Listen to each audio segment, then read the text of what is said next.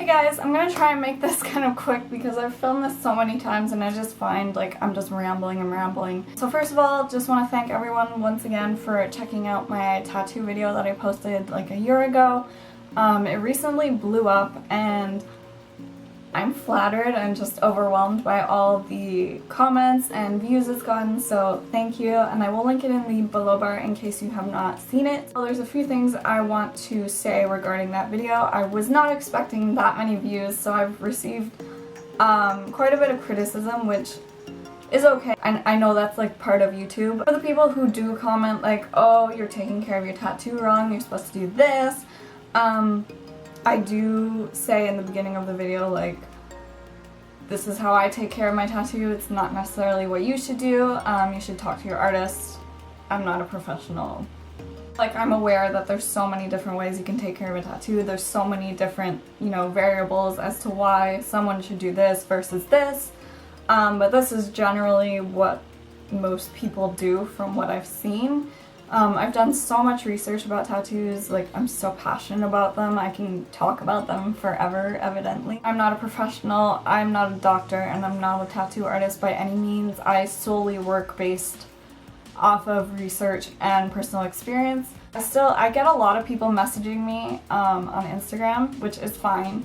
I put my Instagram in the below bar of my videos for a reason. Some people have sent me like very detailed questions about their tattoos, and I am flattered, that people feel like they can trust this random girl on the internet. Like, I always respond to them, go to your artist. Like, I'm not mad, but your artist did the work. They know how to take care of the tattoo. They want it to heal nicely, so otherwise it would reflect back. It would reflect badly on them. I know people are like intimidated by tattoo artists, but you really shouldn't. They, it's their job. Yeah, you shouldn't be scared to message them for that reason. Most of the time tattoo artists are really nice and will be very happy to answer any questions you would have. I got a tattoo about a month ago and I really don't know what went wrong. Just to give you a backstory, I am a synchronized swimmer, so I swim often as of this fall. So I was like, okay, well, I'll have to wait till Christmas break or the summer to get tattoos, but I really wanted some more ink. So I was like, okay, at Christmas I'm gonna get at least one, and I actually booked two like a week apart from each other. The first one I booked was one I was getting on the 12th, and it was like a knife, like a pretty knife. My mom was so thrilled when I said, yeah, Mom, I'm getting a pretty knife tattooed on my ribs tomorrow. She was not happy. So I got that, and I've been to this tattoo artist once before. She did a piece on my leg, which I love. So I was like, yeah, that's fine. So, like, honestly, my artist did nothing wrong. I think there's a few factors as to what could have happened. So the first thing was the way I was lying down. I was lying down like this so she could get my ribs. My arm was just dead after being like this for so long. Once she was finished, she wanted to take a photo, and so I like put my arm down, but it just kind of like flopped. I had like it was dead. It was dead to the world. And I'm not sure, like it all happened so fast, but I feel like I may have touched my fresh tattoo with my hand that had just been on the metro and in the public bus. So I was like, but I didn't like realize till like later. I was like, wait, because I was just like so excited, wanted to see the tattoo, and it just kind of like slipped by me. So I'm not quite sure if that happened. She took the picture, wrapped me up, and then I went home. So when I got home, I waited an hour and then I thoroughly cleansed it. And by the way, a lot of people have asked me how painful this tattoo was, because ribs is supposed to be a bad spot. This was my least painful tattoo. I know. Cleansed it. I used a unscented soap, antibacterial soap. A lot of people wrote on my last video like, oh, you shouldn't use bar soap, and honestly, like, it's worked fine for me until this time, but I don't think that was the culprit. Like, I take like a new bar of soap just for me. I keep it in my own container. Nobody else can touch it. So like I don't see the problem with it. As long as your soap is unscented and antibacterial, like it should be fine. And I always pat it dry with paper towel. I know it seems wasteful, but if you use like a regular towel, like the fibers can get stuck in it, and also bacteria tends to stay in towels. And I just leave it to breathe for 24 hours.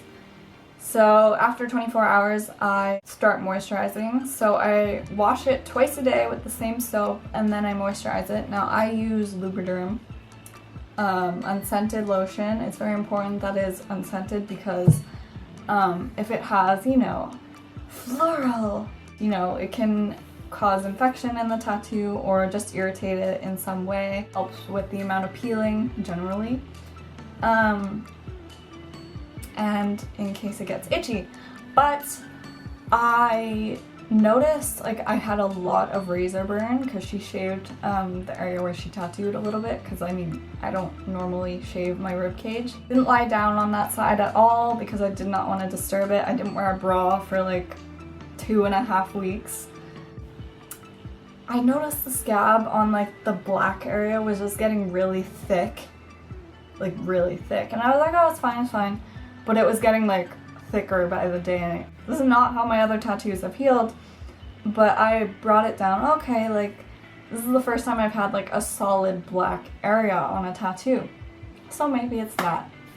Ladies and gentlemen, it kept getting worse. I didn't know what to do. Like this was all within a week that it was really bad. So I had my next tattoo appointment with my mom a week after. And so I was like, okay, well, I'll have this tattoo artist look at it because the girl who did it is like an hour away from me, so I can't just like easily go see her. It kept like cracking, if that makes sense. I've never had that happen. Like the scab was so thick, if I stretched, like just putting a shirt on, it would crack. Every time the scab cracked, it was like, it was just like my skin separating from my soul. I will insert a photo of what it looked like as it healed. It was disgusting. Yeah, I still don't know what happened, but it healed. It eventually peeled. But I just kept dry healing it, except for the blade part. After that, because I figured that the moisture was making the scab thicker and thicker at this point, and it just like couldn't breathe. I did end up getting the tattoo the week after, and that was fine. I was like, oh no, like my body doesn't want any more tattoos. But honestly, there was some other things like that happened during that week. Like I had like another type of infection, so I think my body was just like, nope, we're not healing this today. I was very close to going to a doctor because I was like, yo, I think this is infected, and I just kept it very clean, and it did heal, so I'll just have to get a touch-up sometime. I'll probably wait till the summer because I start swimming in a few days, and don't got time.